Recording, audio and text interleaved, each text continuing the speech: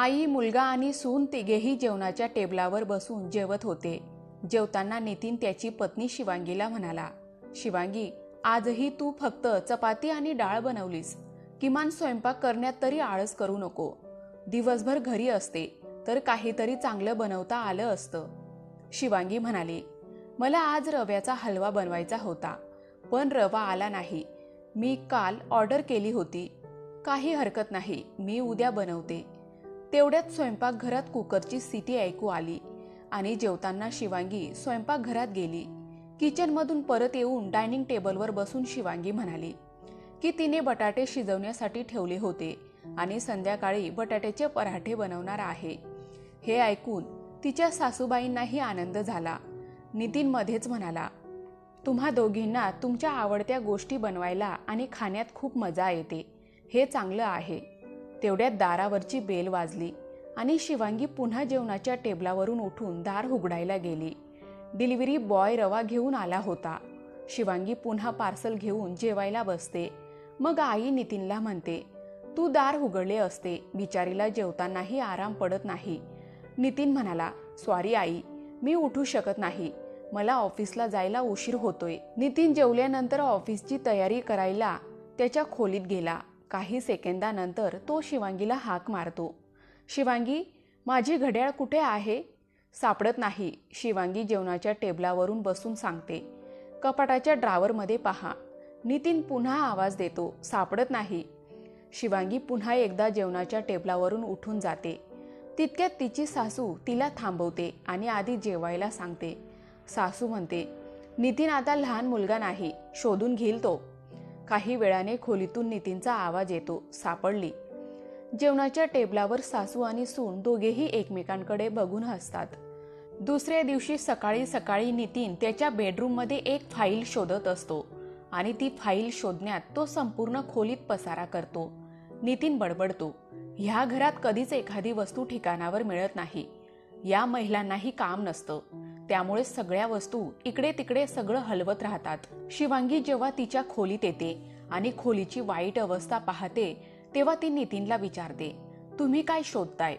नितीन म्हणतो, परवा मी तुला दिलेली फाईल कुठे आहे? शिवांगी लगेच ती फाईल काढते आणि नितीनच्या हातात देते आणि त्याला सांगते की मला एकदा विचारले असते, पूर्ण खोलीत पसारा करून ठेवला. उलट नितीन शिवांगीलाच रागवतो आणि म्हणतो, ठीक आहे, जर पूर्ण खोलीत पसारा केला आहे तर तुला आणखी काम तरी काय असतं? दिवसभर करत बैस. कधी कधी वाटतं मी गृहिणीशी लग्न करायलाच नको होतं. असं बोलून नितीन ऑफिसला निघून जातो. पती पत्नीमधील ह्या सर्व गोष्टी आई देखील ऐकत असते, ज्याबद्दल नितीनला माहीत नसतं. आता आई आणि शिवांगी नितीनला धडा शिकवण्याचा प्लॅन करतात. दुसऱ्या दिवशी सकाळी नितीन झोपेतून उठला तेव्हा तो शिवांगीला चहासाठी आवाज देतो.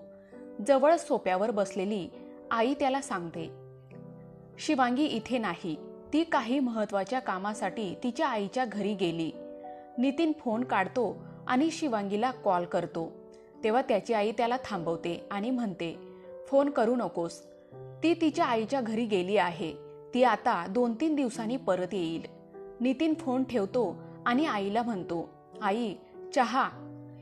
तेव्हा आई म्हणते, हो हो, 2 कप बनव, मी पण घेते. अनिच्छेनेच नितीन चहा करायला स्वयंपाकघरात जाऊ लागतो. मग आई पुन्हा उभी राहून म्हणते, अरे बेटा थांब. नितीनला वाटतं आई त्याला थांबवून चहा करायला जाईल, पण आई म्हणाली, माझ्या चहात थोडी साखर कमी टाक. नितीन चहा तयार करून घेऊन येतो. आई आणि मुलगा दोघेही चहा पित असताना आई म्हणाली, चांगली बनवली आहे, पण शिवांगी जशी चहा बनवते त्याची चव वेगळीच असते. बेटा जाऊ दे, पुढच्या वेळी चहा बनवताना आठवण ठेव. शिवांगी आईकडे बघत राहते. काही वेळाने नितीन त्याच्या आईला म्हणतो, आई, आज जेवायला मटर पनीर. आई पुन्हा नितीनला म्हणते, अरे वा, आज माझा मुलगा मला मटर पनीर बनवून खायला देईल. छान आहे, मला खूप दिवसापासून मटर पनीर खायचे होते. नितीन म्हणतो, अगं आई, मी तुला मटर पनीर बनवायला सांगत होतो. आई म्हणते, नाही बेटा, माझे गुडघे खूप दुखतात. मी इतके तास स्वयंपाकघरात उभी राहू शकत नाही. नितीन त्याचा फोन काढतो आणि रेस्टॉरंटमधून ऑर्डर देऊ लागतो.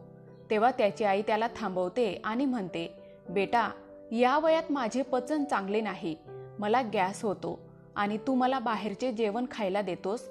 तुला आपल्या आईची अजिबात काळजी नाही का? नितीनला इच्छा नसतानाही स्वयंपाकघरात जातो. 1 तासानंतर जेवण तयार होतो. नितीन 2 ताटं जेवण वाढून आईकडे येतो. आई बघते तर नितीनने डाळ भात बनवलेला असतो. आई नितीनला म्हणते, अरे बेटा, तू तर मटर पनीर बनवणार होतास ना? नितीन म्हणतो, आई, हे बनवायला सोपं होतं. आई म्हणते, शिवांगी असती तर आज मला मटर पनीर बनवून खायला दिले असते. जाऊ दे, काही हरकत नाही, मी कुठे रोज मटर पनीर खाते, आजही डाळ भात खाईन. चल एकत्र बसून जेवूया. दोघेही बसून जेवू लागले.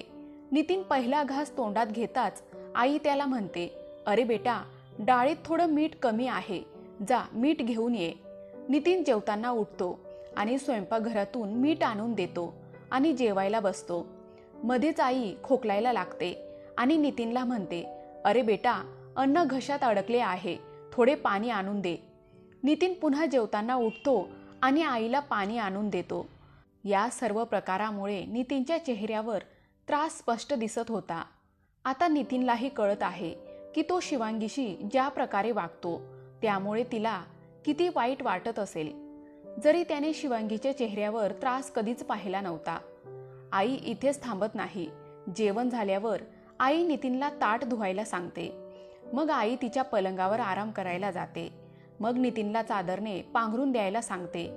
त्यानंतर नितीन खोलीतून बाहेर पडत असताना त्याला AC कमी करायला सांगितले. नितीनला या सर्व गोष्टीचा त्रास होतो, पण काहीही बोलता येत नाही. दुसऱ्या दिवशी सकाळी नितीन स्वयंपाकासाठी भाजी कापत होता, पण त्याचे लक्ष भाजीकडे नव्हते. तो शिवांगीचा विचार करत होता आणि पश्चाताप करत होता की तो किती चुकीचा होता की एका गृहिणीची कामं सोपी असतात. तेवढ्यात विचारात त्याचे बोट कापले जाते. त्यातून रक्त येत होते आणि तो हात धुण्यासाठी बेसिंग जवळ जातो. तेव्हाच शिवांगी त्याच्या जवळ येते आणि हातावर पट्टी बांधू लागते. म्हणजे शिवांगी कधीच तिच्या आईच्या घरी गेली नव्हती. हा तिच्या सासूचा प्लॅनचा एक भाग होता, ज्यामुळे ती त्याच घरात नितीनशी लपून राहत होती. शिवांगीला पाहून नितीन खूप खुश होतो. तो शिवांगीला म्हणतो की आपण दोघे मिळून घरचे कामं करू. शिवांगी विचारते, असं का? नितीन म्हणतो, मी घरची कामं शिकेन आणि घर जर आपल्या दोघांचं आहे तर घराची कामेही आपण दोघांनीच केले पाहिजे. तर मित्रांनो, कथा कशी वाटली कमेंट्स करून मला नक्की कळवा. चॅनलवर नवीन असाल तर व्हिडिओला लाईक, शेअर आणि सबस्क्राईब करायला विसरू नका. धन्यवाद.